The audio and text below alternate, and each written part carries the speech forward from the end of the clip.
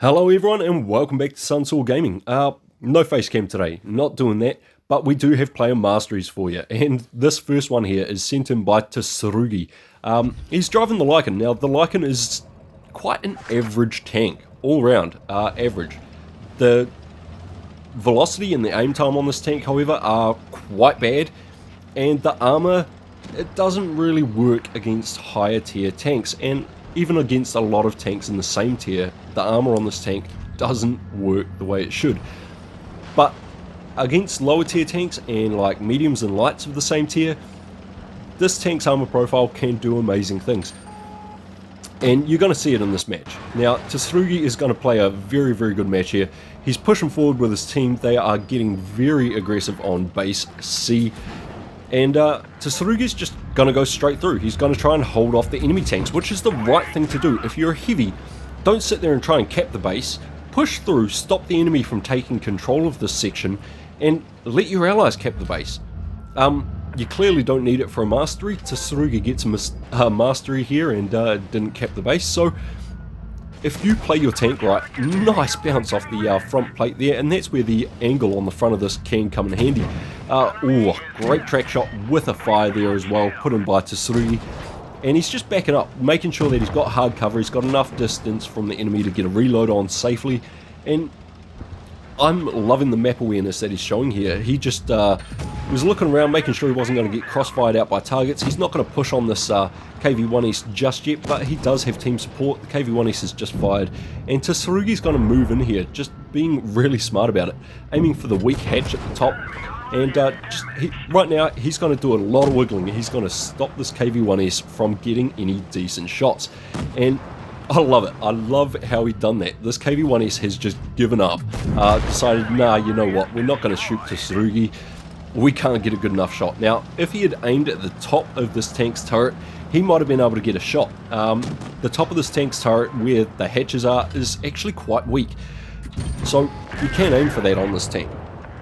But Tsruugi doing a good job there, just keeping that light tank from coming around on his side, prioritising targets, coming after the heavy and the medium at the back here. He saw his teammate going after that light tank, he saw the other enemies pushing in that way, he knew that wasn't going to be a safe option. Unfortunately, he does sort of not get his angle back in time against this KV-1 East, takes a nice shot in the side, that one hurts, but he does get bounces from the tier 6 mediums. Like I say, the armor profile on this against lower tier tanks works very well. Now, he is just going to keep wiggling against this KV-1 East. Hopefully he doesn't get the shot in. The KV-1 East, unfortunately, waiting for the right time for that angle on the front of the Lycan just to be in his favour. And I love the target prioritization here that Tsruugi shows. Now, takes out the one-shot tank that was on his side flanking him, which is great. Now, the enemy have all of the cap points here, and Tsruugi's down to the wire. He and this KV-2 have to clear these last two tanks. Don't know what that VK is doing. He should have just run for his life, but he's still in the game. The KV-2's looking at him. I like this enemy tank prioritizing that KV-2 as well. He was a lower hit point target than Tsruugi, and he's much easier to shoot, but it does him no good because he didn't use the mobility of his medium to get away from Tsruugi. So he dies. The KV-2 cleared the VK. Absolutely stellar gameplay there and pulled it back. 4,247 damage, 81,000 credits returned, 4 kills, ace mastery. Great work there from Tsruugi, and just using his team support very, very smart in that match. I like it. Thank you for sending that one in, Tsruugi. Now, we're on to the second match of today, and this one's driven by yours truly. This is by me, and I'm in the ISU 152. I'm rocking the big BL9 gun, and I mean, this tank is... It is amazing. The only letdown to this tank really is the 6 degrees gun depression, the aiming time on the BL10, which is like 2.4 seconds, and the shell velocity, which is only sitting at 880. So again, hitting targets on the move, this kind of tank, you're taking a gamble. You're taking a gamble. But everything else on this tank is freaking amazing, and it's a great tank to play. Now, in this match, I show a little bit of skill, and I get a lot of luck as well. I'm not going to lie, I do get very lucky in this match. So I'm just going to post up here. I saw my other TD taking the standard sort of TD spot out to the left, so I'm going to sit here, and I like sitting on this hill further back from this bush because you're able to just be a bit more safe. If you pull up to that bush, you get spotted, you get shot, and you die very easily. So if you're going to use this spot, just use this hill back here behind the bush. It works. Now I see this guy's pushing in, but he kind of stops here. I expect him to go over. He doesn't, and I've got no shots. So, you know, I'm just going to turn around. I do spot this medium tank that is going into the middle here, which is a very bad idea to let enemy tanks get into the spot because they can cause absolute havoc just getting cross shots in on your allies. So do not let people get into this position. Now we also see a KPF trying to be very sneaky coming up around the side there, the tier 9 heavy tank, so we're going to have to worry about him. We do clear out the super Pershing though, and again we spot that heavy tank just in time not to get shot by him. My teammate however not so lucky, and we're going to get trolled by our gun a little bit here. We're going to pull up, we're going to aim at this guy.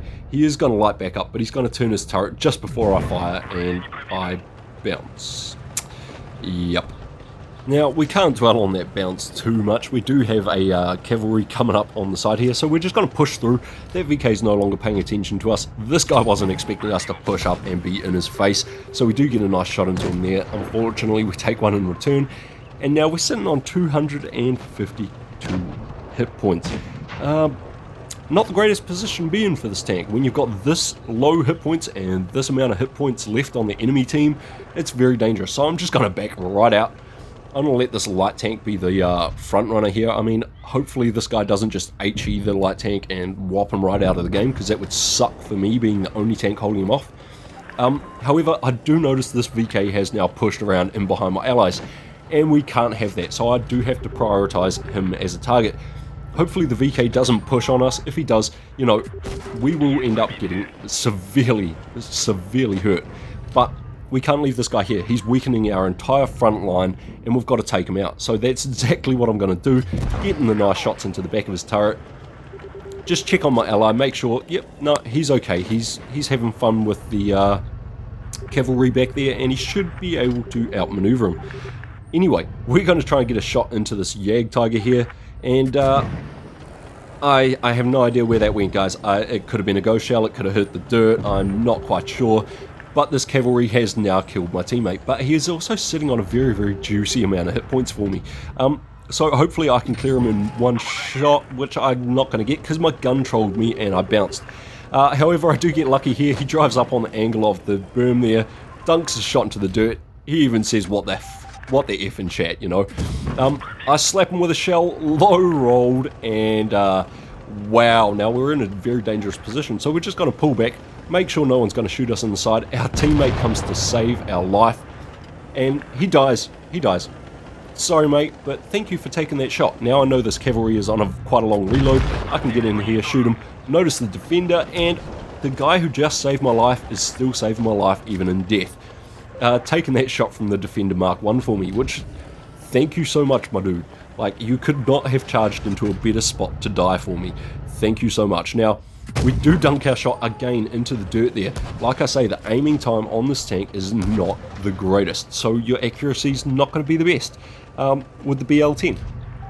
We get some lucky bounce there though, and look at those hit points. 69 hit points left. Meadsy would be proud.